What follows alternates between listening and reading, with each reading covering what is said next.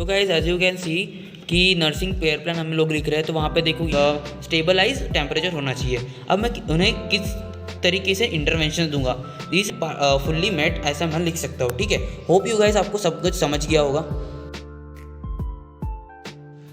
Welcome back guys to the another video. और आज का वीडियो ब्लॉग ना हो के एक स्टडी रिलेटेड वीडियो होने वाला है। स्टडी रिलेटेड मतलब हम जैसे नर्सिंग प्रोफेशन से हो, तो नर्सिंग प्रोफेशन में सबसे इंपॉर्टेंट चीज़ होती है nursing diagnosis, nursing care plan. ठीक है, प्रोसेस होती है एक जिसमें हम लोग इंटरवेंशंस प्लान आउट करते हैं, इंप्लीमेंट करते हैं, इवैल्यूएशन करते हैं। इवैल्यूएशन के बाद जो हम लोग को पता चलता है कि किस तरीके से हम लोग ने पेशेंट को केयर दी है और कितनी इफेक्टिव वे से केयर प्रोवाइड हुई है। ठीक है, तो इसमें 5 कंपोनेंट्स होते हैं। जैसे नर्सिंग प्रोसेस आप लोग ने पढ़ाई होगा, फर्स्ट ईयर में पढ़ाया जाता है। तो नर्सिंग प्रोसेस में 5 कंपोनेंट्स होते हैं: assessment, nursing diagnosis, then goal और outcome criteria, then after that interventions and implementation, and lastly it is having the 5th point, that is evaluations. इन 5 स्टेप्स को मिला के एक नर्सिंग केयर प्लान बनता है। नर्सिंग केयर प्लान होता यूँ है कि हम लोग जो इंटरवेंशंस क्लाइंट या फिर पेशेंट्स, क्लाइंट ही बोला जाता है, क्लाइंट को जो हम लोग प्रोवाइड करते हैं, जैसे टेप पिट्स पंच हो गया, फाउलर्स पोजीशंस हो गई,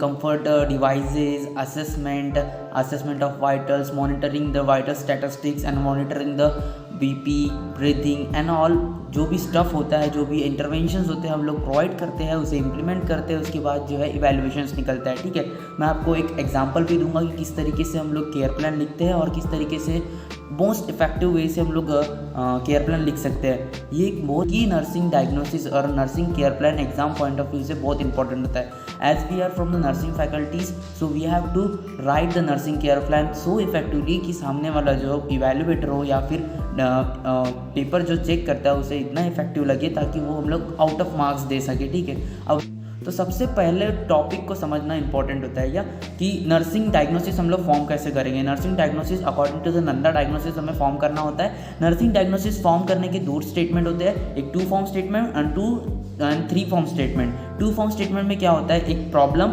and what is the cause of the problem. ठीक है, ये 2 स्टेटमेंट फॉर्म है। ठीक है, 2 स्टेटमेंट फॉर्म है। और 3 स्टेटमेंट फॉर्म क्या होता है, 3 फॉर्म स्टेटमेंट क्या होता है, जिसमें पहला प्रॉब्लम रहेगा, उसके बाद रहेगा कॉज क्या होता है, और उसके बाद में आपने किस तरीके से मैनिफेस्ट किया उसे। ये 3 स्टेटमेंट फॉर्म है जो जिसमें आपको 2 नर्सिंग डायग्नोसिस फॉर्म होते हैं। ठीक है, अब 3 स्टेटमेंट फॉर्म में क्या होता है, अब एक एग्जांपल देता हूँ कि फीवर ज़्यादा हो रहा है। ठीक है, हाइपरथर्मिया है। हाइपरथर्मिया रिलेटेड टू किस वजह से हुआ है, may be upper respiratory tract infection, lower respiratory tract infection, maybe due to the infection it's caused by the foreign particles inside our body, or we can say that if the inflammatory process is taking place in our body, at that time also the fever or we can say the temperature has been raised in our body।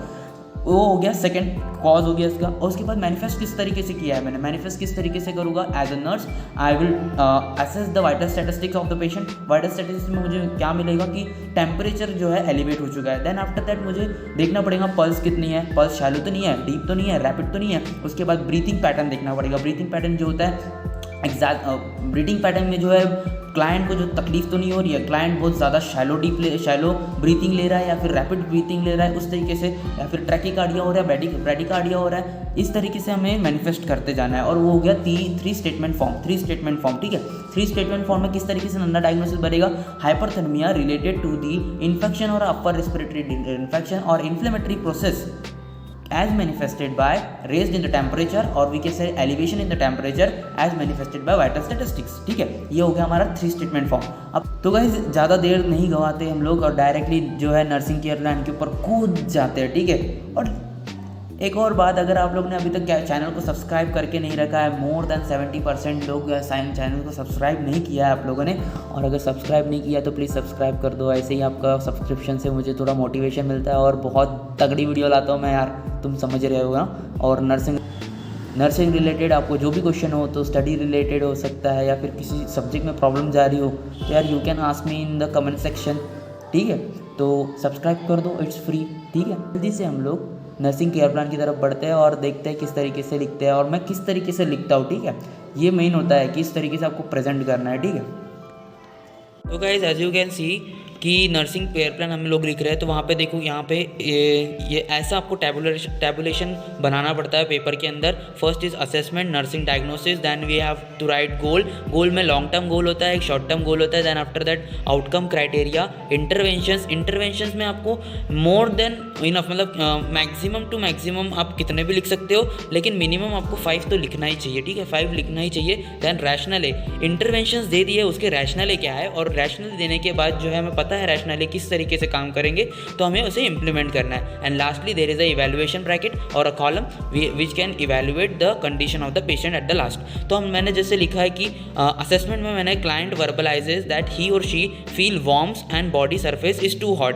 जो है subjective data जो होता है, subjective data जो verbalise किया जाता है by the patient, लेकिन ऑब्जेक्टिव डाटा में हम लोग जो है पेशेंट की कंडीशन को देखते हैं और assess the temperature of the vitals, temperature and the vitals, ठीक है। वाइटल्स को भी हम लोग ने मेजर किया और टेम्परेचर को भी देखा एज अ वाइटल। टेम्परेचर जो है वाइटल्स का एक पार्ट है, तो टेम्परेचर है उसका 38.5 डिग्री सेल्सियस, 38.5 डिग्री सेल्सियस को कन्वर्ट किया जाए फ़ारेनहाइट्स में, तो 101.3 डिग्री फ़ारेनहाइट्स जो है 3 फ़ारेनहाइट्स, ये इतना टेम्परेचर होता है। तो एंड मुझे दिखा कि उसे प्रोफियसली स्वेटिंग भी हो रही थी, ठीक है। देन नर्सिंग डायग्नोसिस कैसे बनेगा? अब hypothermia related to the infection, inflammatory processes as evidence by raise temperature of 38.5 degree Celsius, profuse sweating and client verbalise he और शी फील वार्म। अब मेरे गोल्स क्या होंगे? लॉन्ग टर्म गोल होगा कि उसका टेम्परेचर पूरी तरीके से रिड्यूस हो जाए और नॉर्मली वाइटल्स मेंटेन कर सके। एंड शॉर्ट टर्म गोल क्या है? At some extent the client will be able to maintain the normal temperature. ये होना चाहिए मेरा शॉर्ट टर्म गोल। लेकिन आउटकम क्राइटेरिया में क्या आना चाहिए? With in 3 hours of nursing intervention, जो हमें नर्सिंग इंटरवेंशन हम इन्हें प्रोवाइड कर रहे हैं, उसके चलते 3 घंटे में जो होना चाहिए उनका नॉर्मल होना चाहिए और स्टेबलाइज टेम्परेचर होना चाहिए। अब मैं उन्हें किस तरीके से इंटरवेंशन दूंगा, this is the major important point. ये मेजर होता है क्योंकि जब तक आप नर्सिंग इंटरवेंशंस को एकदम सटीक नहीं लिखोगे, एक्यूरेट नहीं लिखोगे, तो मुझे नहीं लगता कि कोई भी इवैल्यूएटर्स आपको अच्छे से मार्क्स देगा। तो सबसे पहले मैं एसेस करूंगा the vital science at least 4 hourly, 4 घंटे तक मैं उनके वाइटल्स देखते रहूँगा to monitor the effectiveness of the treatment and obtain the baseline data. इससे क्या होगा, 4 घंटे तक मैं अगर वाइटल्स ले रहा हूँ तो मुझे पता चलेगा कि कितने आवर्ली या फिर कितने इफेक्टिवली मैं इंटरवेंशंस काम करे जा रहे हैं। और आफ्टर इम्प्लीमेंटेशन में एक बात खास नोट करके रखिए कि अगर आपको रिजल्ट्स दिख रहे हैं, आप इम्प्लीमेंट करने के बाद जो है आपको रिजल्ट दिखेंगे, तो there is a temperature decrease, ठीक है। ये हो गया मेरा implementation first. Remove the excessive cloth and blanket and maintain the normal room temperature, ठीक है। आपको रूम टेम्परेचर को भी मेंटेन करना है और ज़्यादा अगर हीट प्रोड्यूस हो रही है तो आपको क्लॉथ्स रिमूव करने हैं और कॉटन की क्लॉथ्स देने हैं, उसके बाद ब्लैंकेट वगैरह सब रिमूव करना है। उसके बाद regulate this will help to regulate the environmental temperature and comfort of the client, ठीक है। Remove the excessive clothes and open the window for the ventilation. Then offer the tepid sponge bath. Tepid sponge bath क्यों देना चाहिए? क्योंकि ये जो है reduce करेगा temperature and cooling the body surface. After that implementation में provided the tepid sponge bath. फिर हम लोग देना है कि provide the proper comfortable position and administer liquid frequently. क्यों देना है ये सब? For the comfort and remove the chances of the dehydration. As fever में डिहाइड्रेशन होने के ज़्यादा चांसेस होते हैं, तो हमें फ्रीक्वेंटली जो है लिक्विड का एडमिनिस्ट्रेशन करना है। Then after that administer the antibiotics and the antibiotics. Antibiotics क्यों देना चाहिए? क्योंकि यहाँ पे इन्फेक्शंस और इन्फ्लेमेटरी प्रोसेस का हम लोग ने जिक्र किया है। उसके बाद जो होता है एंटीबायोटिक्स क्यों देना चाहिए? एंटीबायोटिक्स में एसिटामिनोफेन एंड पैरासिटामॉल्स और आइबुप्रोफेन वगैरह भी आते हैं जो कि रिड्यूस करते हैं फीवर को, और जैसे इसको जो है हमें एडमिनिस्टर करना है as prescribe by the physicians. तो मेरे इवैल्यूएशन में क्या आएगा? The goal has been partially और फुल्ली मेट। अगर जैसा मेरा पेशेंट का टेम्परेचर डायरेक्टली रिड्यूस हो गया है तो मुझे फुल्ली मेट लिखना है, और as reduced in the temperature of 99.8 degree. तो ये मेरा गोल जो है फुलफिल हो चुका है और इवैल्यूएशन में गोल हैज़ बीन फुल्ली मेट, ऐसा मैं लिख सकता हूँ, ठीक है। होप यू गाइस आपको सब कुछ समझ गया होगा। अब मेजर टिप्स एंड ट्रिक्स क्या होती है, ठीक है। टिप्स एंड ट्रिक्स में मुझे इंटरवेंशंस को अगर मैं प्रॉपरली अरेंज करके नहीं रखूँगा तो बहुत ज़्यादा डिफिकल्टी होगी इवैल्यूएटर को चेक करने में। तो आपको करना क्या है, एक इवैल्यूएशन हो गया, दूसरा एक रैशनली हो गया और एक इम्प्लीमेंटेशन हो गया।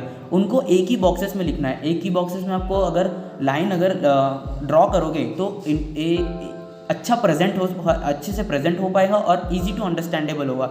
और मैक्सिमम टू मैक्सिमम आपको इंटरवेंशंस लिखने हैं, रैशनल लिखने हैं और इम्प्लीमेंटेशन भी लिखने हैं। बहुत ज़्यादा मार्क्स इंटरवेंशंस और इम्प्लीमेंटेशन एंड इवैल्यूएशन पे ही होते हैं। और सबसे मेजर 3-4 एस्पेक्ट होते हैं, जो कि असेसमेंट होता है, आपने असेस किस तरीके से किया। देन आफ्टर दैट आपको इंटरवेंशंस किस तरीके से, मैं तो कहता हूँ कि assess the obtain the data हर कोई लिखता है, लेकिन आप इससे भी बेहतर लिखो। मैंने जो लिखा है वो तो एक कॉमन होते हैं, लेकिन आप बहुत ज़्यादा सर्च करके इसको जो है और लिख सकते हो और बहुत ही बेहतर तरीके से लिख सकते हो। आप जितना इफेक्टिव दे सकते हो, मैंने तो अपनी तरफ से बहुत सारी कोशिश किया कि मैं इफेक्टिव प्रेजेंट करूं और मैं पेपर में भी इसी तरीके से लिखता हूं। और पेपर में लिखने के बाद जो है आपको इसे और मॉडिफाई करना चाहिए। मैं ऐसा बोल रहा हूँ कि और नए नए इंटरवेंशंस ढूंढने हैं आपको, किस तरीके से आप लोग डायरेक्टली जो है पेशेंट को जो है आपके जो डिजीज़ कंडीशन है उससे रिलीफ दे सको और इंटरवेंशन बहुत अच्छे से देना, ठीक है। इसी तरीके से ये भी वीडियो एंड होती है और होप सो आपको वीडियो अच्छी लगी होगी। और अगर आपको इसी तरीके का कंटेंट अच्छा लगता है या फिर इसी तरीके से नर्सिंग रिलेटेड आपको कुछ और इन्फॉर्मेशन चाहिए तो you can hit that like button and also subscribe button. और कंटिन्यू करते हैं इसके बाद, ठीक है। बाय।